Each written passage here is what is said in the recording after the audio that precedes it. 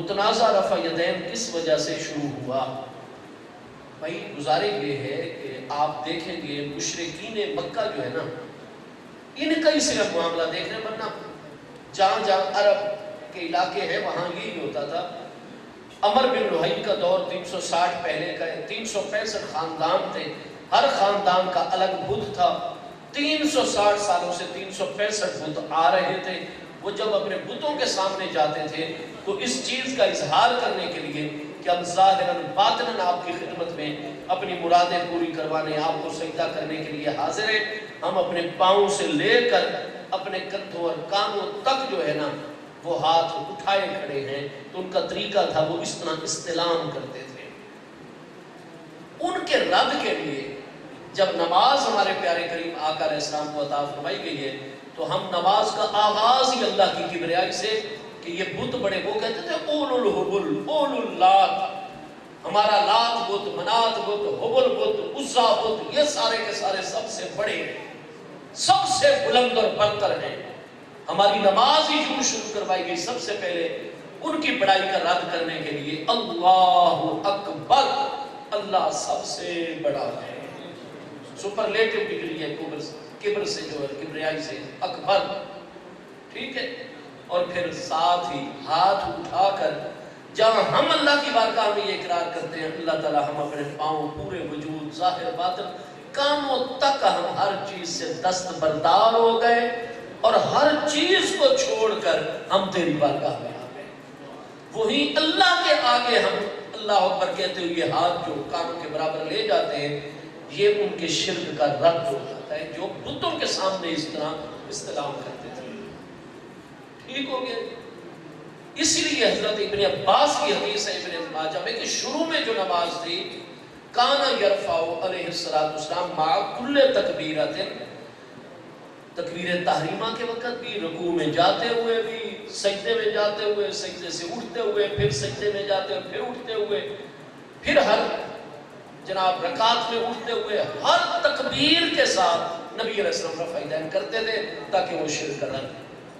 جیسے جیسے شرک ختم ہوتا چلا گیا نبی پاک علیہ السلام رفع یدین کم کرتے چلے گئے، یہاں تک کہ ایک موقع وہ آ گیا جب ہمارے پیارے مصطفیٰ کریم علیہ السلام نے سوائے تکبیر تحریمہ کے باقی تمام کا تمام رفع یدین محبوب نے بھی چھوڑ دیا، اور جس کو کرتے ہوئے دیکھا محبوب نے اس کو بھی منع فرما دیا۔ یہ پوری صحت کے ساتھ موجود ہے، اس لیے اس میں کوئی شک نہیں کہ ہمارے کریم آقا علیہ السلام رفع یدین کیا کرتے تھے، لیکن کیا وصال اقدس تک کیا کرتے تھے؟ نہیں، کرتے تو تھے۔ اب میں لاہور پڑھتا رہا ہوں، میں 7 سال تک لاہور آتا رہتا تھا، اور اب پتہ نہیں کتنے سال ہو گئے میں مصروفیات کی وجہ سے نہیں حاضری دے سکا، اور ابھی مزید لیٹسٹ بھی کوئی حاضری میری نہیں ہوئی ہے۔ تو ظاہر ہے کہ میری وفات کے بعد تو یہی میرے بچے کہیں گے جی ہمارے والد صاحب لاہور جایا کرتے تھے، لیکن کیا مرتے دم تک روز ہی جایا کرتے تھے؟ نہیں۔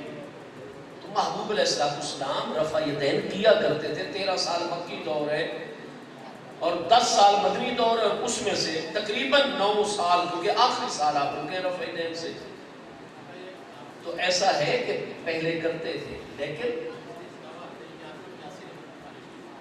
ہاں جی، تو اس میں یہی ہے نا، یہ جو آ رہا ہے نا ان جابر ابن سمرہ کا قال خرج علینا رسول اللہ صلی اللہ تعالی علیہ وسلم ونحن رافع ایدینا فی الصلاۃ فقال ما بالهم رافعین ایدیهم فی الصلاۃ کانها اذناب الخیل الشمس اسکروا فی الصلاۃ۔ یہ مسلم شریف کی حدیث ہے۔ بات تو میں اس کی طرف آ رہا تھا۔ جزاک اللہ، اللہ آپ کو اجر عطا فرمائے، آپ کی محبت اور شفقت ہے، اللہ آپ کے علم میں برکت عطا فرمائے، آمین یا رب العالمین۔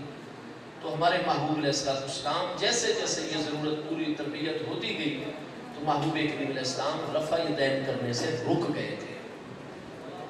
ٹھیک ہے، محبوب کریم علیہ السلام جو ہے آپ کا یہ طریقہ کار رہا ہے مدنی دور مبارک میں آخری سالوں میں، کانا یرفع و یترک، کچھ دن محبوب علیہ السلام مسلسل رفع یدین کرتے رہتے، پھر درمیان میں نبی علیہ السلام جو متنازع رفع یدین ہے اس کو محبوب علیہ السلام چھوڑ دیا کرتے ہیں.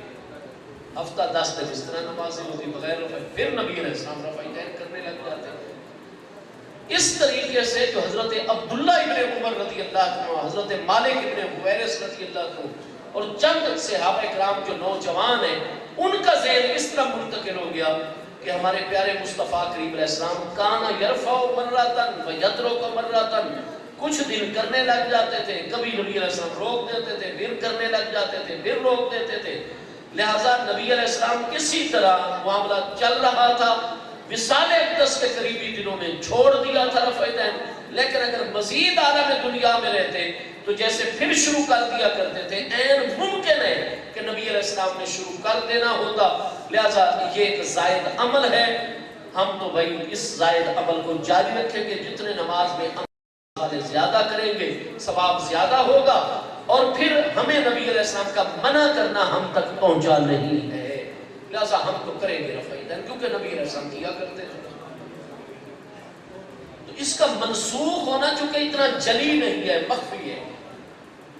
ادھر جناب یہ ہے کہ جو محبوب علیہ السلام کے ساتھ رہنے والے اگلی صفوں کے حضرات ہیں اور جتنے اہل علم و عقل ہیں انہوں نے کہا جی مصطفیٰ کریم علیہ السلام کے جو آخری سال والی نمازیں آخری دنوں میں وہ رفع یدین کے بغیر ہیں. اور نبی علیہ السلام کے اعمال کے متعلق شرعی اصول ہے جس کا ذکر خود امام بخاری صحیح بخاری پہلی جلد 96 پر کر رہے ہیں. انما یوخذ من فعل النبی علیہ السلام الآخر فالآخر. نبی علیہ السلام ایک عمل بار بار کریں تو جو آخری عمل ہوگا اس جنس میں سے اس پر امت عمل کرے گی اور پہلے والے اس کی وجہ سے منسوخ متصور ہوں گے. لہٰذا میں جتنے بھی میرے عزیز آج رفع یدین پر بہت زور دیتے ہیں میں نے اس پر کام کیا ہوا ہے. اس لیے مرزا جیلوی صاحب کو پیغام بھیجا تھا کہ آپ جو اتنے جلال میں آ جاتے ہیں اور رفع یدین کو آپ اتنا کہ آپ بخاری کے راویوں اور حضرت سفیان بن سعید الثوری پر آپ نے جلا شروع کر دی اور ان کو اس درجے کا مدلس قرار دے رہے رفع یدین کے باب میں کہ جن کی تدریس جو ہوتی ہے وہ ناقابل قبول ہوا کرتی ہے. اور آپ نے تابعین پر ہاتھ صاف کرنے شروع کر دیے اور ایک نئی آپ علم کلام بھی دے رہے ہیں اور نئی فقہ بھی دے رہے ہیں. خدا را یہ ظلم اپنے اوپر کر رہے ہیں آپ. امت تو پھر بھی جن کے حق میں ہدایت ہے لیکن آپ ان سب کی خرابی کا باعث اور انتشار کا باعث ہاں جی اپنی آخرت اور قبر کا خیال کریں. تو ہمیں موقع دیں کہ ان ساری جزیات پر بڑے میں نے تو یہ بھی پیغام بھیجا تھا کہ اگر میری آواز ہی آپ کے سامنے اونچی ہو جائے اور ایک سخت لفظ آپ ریکارڈنگ کریں بندے بٹھائیں کہ اگر ایک سخت لفظ بھی میں آپ کے سامنے ادا کروں میری شکست کا اعلان آپ کی جیت کا اعلان ہو جائے گا. آپ کے اتنے ادب آداب کا خیال رکھیں گے. لیکن وہ کیوں نہیں سامنے بیٹھتا؟ محبوب علیہ السلام تو نجران کے عیسائیوں سے مناظرہ کرتے ہیں، حضور مولا مرتضیٰ خارجیوں سے مناظرہ کرتے ہیں. آپ رفع یدین کروانے پر تلے ہوئے تو حق کو ثابت کرنے کے لیے باطل کی بیع کنی کے لیے نبی علیہ السلام کی سنت اور مولا مرتضیٰ امیر المومنین کی سنت پر کیوں نہیں آپ چلتے؟ مناظرہ کیوں نہیں کرتے؟ بیٹھ کر ولاگ ہی ریکارڈ کرواتے رہتے ہیں. ہمارے سامنے بیٹھے میں اس پہ کام کر چکا ہوں. جو میرا غیر مقلد اہل حدیث فاضل دوست ہے میں ان کو بھی دعوت دے رہا ہوں. اگر وہ کہتے ہیں کہ رفع یدین تو ہر حال میں ہونا، ہم کہتے ہیں رفع یدین کے ساتھ نماز ہو جاتی ہے. امام شافعی رفع یدین کے قائل ہیں، امام احمد بن حنبل رفع یدین کے قائل ہیں. ہم نے کب کہا کہ امام شافعی کی نماز نہیں ہوتی؟ ہم نے کب کہا امام احمد بن حنبل؟ امام ابو حنیفہ قائل نہیں، امام مالک قائل نہیں ہے. کتنے محدثین وہ قائل نہیں ہے، کتنے قائل ہیں. دونوں چیزیں موجود ہیں. پیارے اہل بیت اطہار، پیارے صحابہ کرام نے ہم نے کبھی نہیں کہا. لیکن جو کہتے نہیں کہ رفع یدین جس دن سارے حنفی شروع کر دیں گے دنیا میں اس دن کشمیر خود بخود آزاد ہو جائے گا، اس دن اسرائیل فنا ہو جائے گا. گویا کہ پوری مسلمانوں کی ہر طرح کی کامیابی رفع یدین شروع کروانے میں کھڑی ہے. آپ جو اتنا اس پہ شدت اختیار کرتے ہیں تو میں طالب علم کام کر چکا ہوں. مرزا جیلوی اس کو میں آج پھر ایک مرتبہ دعوت دے رہا ہوں آپ کے سامنے. جو رفع یدین پر وہ جو بھی میں تو عملاً کر چکا ہوں مناظرے. مرزا جیلوی تو نہیں بیٹھتا، میں تو 5 مناظرے آن دا ریکارڈ کر چکا ہوں. 8-8 घंटे के मुनाजरे किए, ठीक है, और रिकॉर्ड पर यूट्यूब में से निकाल कर देख लीजिए, आप सर्च कीजिए उस पर। गुजारिश ये है, ये मुझे साबित कर दें उसूल हदीस की रोशनी में कि हज़रत अबू बकर सिद्दीक ने महबूब अलैहिस्सलाम के हुक्म पर जब वो इमाम गुरु अबू बकर फलयुसल्ली बिन्नास पहली नमाज से लेकर अपने विसाल तक जो हज़रत अबू बकर सिद्दीक ने 2.25 साल इमामत करवाई है अहले बैत अतार की, मैं साबित करके देता हूँ, एक बार भी उन्होंने मुतनाज़ रफ़ाइदैन नहीं किया, ये साबित कर रहा हूँ। हज़रत उमर से ये साबित करके देते हैं।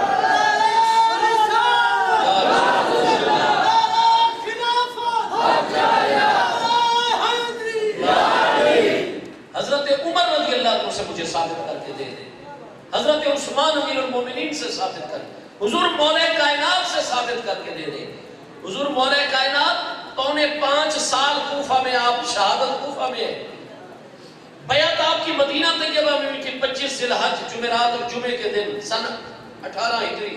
हज़रत उस्मान रज़ी सन 35 हिजरी हज़रत उस्मान की शहादत के एक हफ्ता बाद ज़िलहज आपने वहां गुजारा है, मुहर्रम गुजारा है, रबीउल अव्वल शरीफ, सफर, रबीउल अव्वल शरीफ, रबीउल सानी, रबीउल सानी के आखिरी दिनों में आप जनाब आ गए हैं बसरा की तरफ हज़रत उम्मुल मोमिनीन का रास्ता रोकने के लिए।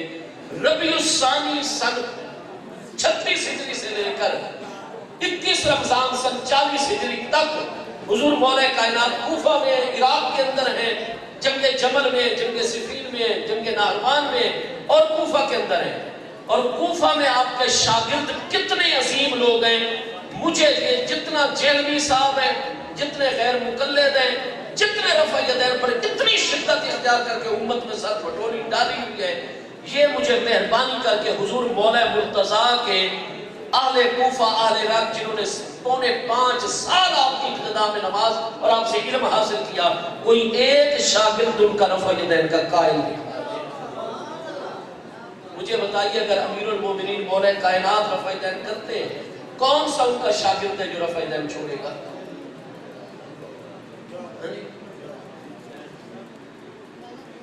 मिर्जा जेलवी हुजूर मौला मुर्तज़ा की बात करता है ना, तो आप हजरात, ये जो आपके गांव का नाम क्या है आसाम साहब? कंजरूर। भाई कंजरूर वाले 5-10 जिम्मेदार बंदे मुंतखब हो जाएं, जेलवी साहब के पास चले जाएं, मेरी ये रिकॉर्डिंग दे दे, वो खुलाफाए राशिदीन से रफ़ा यदैन साबित कर सकता है या अकेले हुजूर मौला कायनात करमल्लाहु तआला वजहुल करीम, हमारे तो वो उस्ताद और असातिज़ा भी हैं, हुजूर मौला कायनात पीराने पीर भी हैं, मेहरबानी करें इन दो चीज़ों में से एक पर टक लगा दें।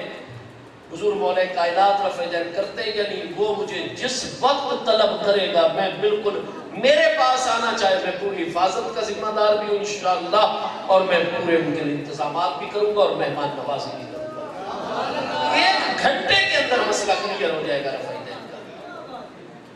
मैंने अर्ज किया, मैं इतने बंदों में कह रहा हूँ, मैं काम में मिंबर मुस्तफ़ा अलैहिस्सलाम पर बैठा हूँ, मुझे खुलाफाए राशिदीन के मुताबिक ये साबित करके दे दे कि वो रफ़ा यदैन करते थे। भाई हमारा तो मज़ा, हमारी हनफी किताबों में जो रफ़ा यदैन करता है उसकी नमाज हो जाती है। हम कहते हैं रफ़ा यदैन सुन्नत मनसूख है, जो इसके बगैर करता है उसको सवाब ज़्यादा मिलता है, जो करता है उसको सवाब कम मिलता है, लेकिन नमाज तो सबकी हो रही है।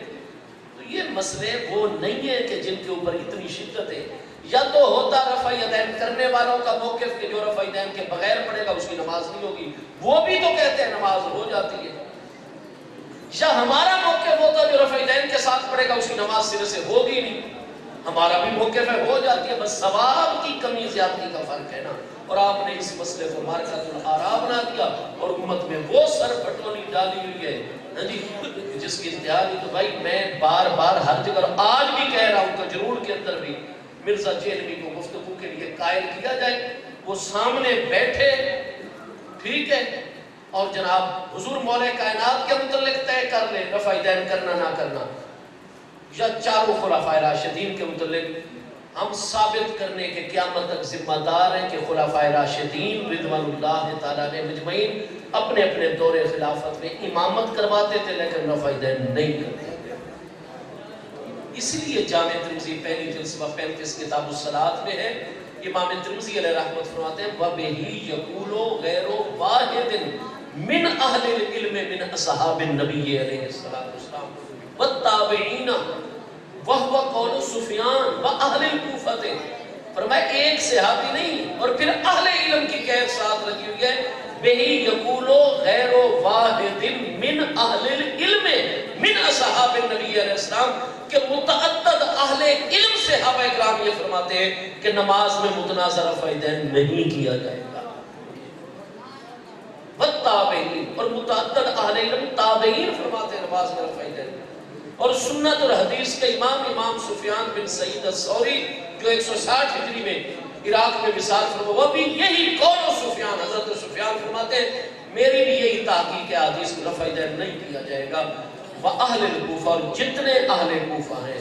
اب پتہ ہے اہل کوفہ کون ہوتے ہیں؟ محدثین جب کہتے ہیں اہل کوفہ کے نزدیک یا فقہا جب کہتے ہیں اہل کوفہ کے نزدیک کوفہ کنہوں نے آباد کیا تھا؟ کوفہ نام کا تو پہلے کوئی شہر ہی نہیں تھا. آپ مجھے سن 17 ہجری سے پہلے کوفہ نام کا کوئی شہر دکھا دے ہوئے زمین پر نہیں آپ کو نظر آئے گا. حضرت عمر نے اس کو بنانے کا حکم دیا تھا ان علاقوں کو کنٹرول کرنے کے لیے ایک سب مرکز اور علم کا ایک مرکز بنانے کے لیے. کتنے صحابہ اکرام نے آ کر اس کو آباد کیا؟ ہاں جی 1500 صحابہ اکرام حضرت عمر کے حکم پر کوفہ میں منتقل ہوئے آ کر گھر بنائے اس کے بعد. ان میں 75 صحابہ اکرام اہل بدر ہیں 1500 میں اور 1500 کے اندر کم از کم 300 صحابہ اکرام بیعت رضوان والے ہیں جنہوں نے کوفہ آباد کیا. 5000 تابعین ہیں ان کے اندر. حضور مولا مرزا جب آئے نا یہ کوفہ آپ نے فرمایا حضرت عبداللہ ابن مسعود کے شاگردوں سے یہاں کے تابعی علماء سے میری ملاقات کرواؤ. جب تابعین اہل کوفہ سے حضور مولا مرزا کی پہلی ملاقات ہوئی ایسے جناب علمی مذاکرے ہوئے. حضور امیر المومنین مولا کائنات سید السند حدیث طبقات ابن صاحب ان سب کتابوں میں حضور مولا کائنات نے فرمایا اصحاب عبداللہ سورج حاضر الامت اس امت کے سورج ہیں جو قیامت تک فیض دیں گے. یہ تابعین جو کوفہ میں حضرت عبداللہ بن مسعود کے شاگرد ہیں. فرمایا الکوفہ تو قبۃ الاسلام جیسے گنبد اور قبہ میں ہر چیز محفوظ ہو جاتی ہے اسلام کی تعلیمات کو کوفہ نے اس طرح اپنے اندر محفوظ کر دی ہے. پھر مولا کائنات 4.5 سال وہاں فیض جاری کرتے رہے. آپ کے شاگردوں کی تو اتنی لمبی فہرست ہے کوئی ایک شاگرد بھی رفع یدین. کیوں؟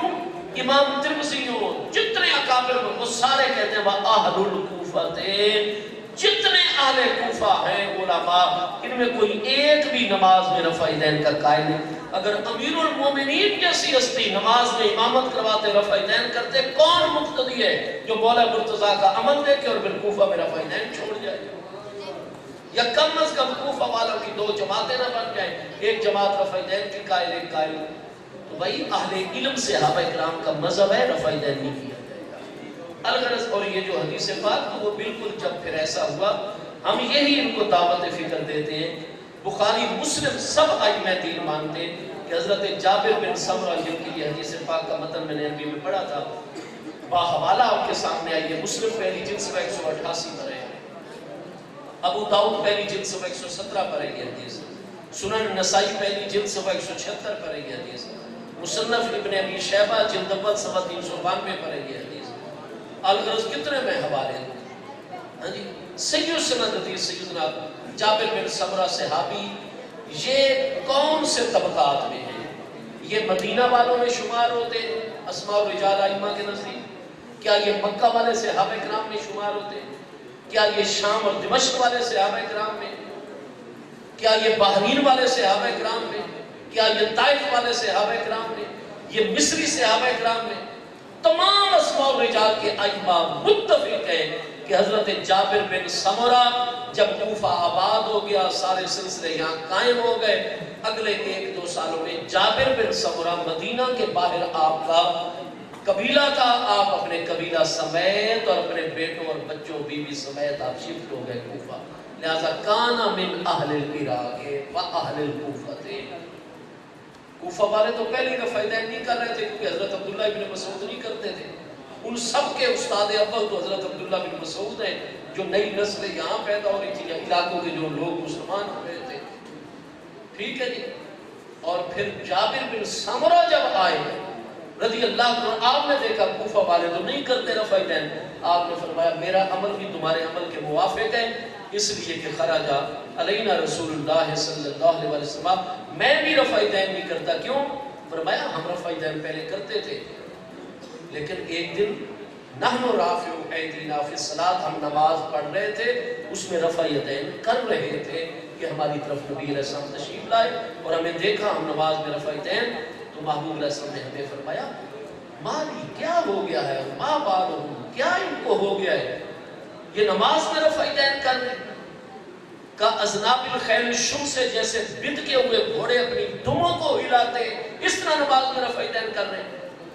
تو جو خیل شمس ہوتا ہے نا جی، بد کا ہوا گھوڑا، جب گھوڑا ریلیکس کھڑا ہو، پرسکون کھڑا ہو، بد کا ہوا نہ ہو، وہ ایسے ایسے اپنی دم کو ہلا رہا ہوتا ہے، ایسے ایسے کر کے آپ چیک کر لیں. لیکن جب وہ بدکے گا یا شوخی میں آئے گا پھر وہ کھڑا نہیں رہے گا، پھر وہ کبھی اگلی ٹانگیں اٹھائے گا، کبھی پچھلی ٹانگیں اٹھائے گا، اچھلے گا، کودے گا، اور اس کے ساتھ ساتھ وہ دم کو ایسے ایسے نہیں، اوپر نیچے ایسے ایسے ہلائے گا، ایسے ایسے اور اچھلے گا بھی ساتھ ساتھ. تو محبوب نے جو رفع یدین ہے اس کو کس کے ساتھ تشبیہ دی؟ کأنہا اذناب الخیل الشم سے سرکش بدکے ہوئے گھوڑوں کی دھومی کی طرح. تو کیوں؟ پہلے تو وہ ریلیکس ایسے ایسے ہلاتا رہتا ہے اب تک، لیکن جب وہ بدک جائے اور خیل شمس کی فارم میں آ جائے پھر وہ اچھلتا کودتا بھی، اس کا پورا جسم بھی ہلتا ہے اور ساتھ اس کی دم بھی اوپر نیچے اوپر نیچے. نتیجہ کیا ہے؟ محبوب علیہ السلام نے فرمایا تم لوگ وہ رفع یدین تو جاری رکھنا جس کے ساتھ پورے جسم کو حرکت نہ ہوتی ہو، لیکن وہ رفع یدین کہ ادھر رفع یدین اور اس کے ساتھ جسم بھی حرکت کرے، یہ خیل شمس کے دونوں والا معاملہ، یہ رفع یدین تم نے نہیں کرنا. انہوں نے کہا جی ہمیں تو خود نبی علیہ السلام نے یہ تشریح دے کر منع کرو، حکم دیا اسکنوا فی الصلاۃ، نماز میں سکون اختیار کرو.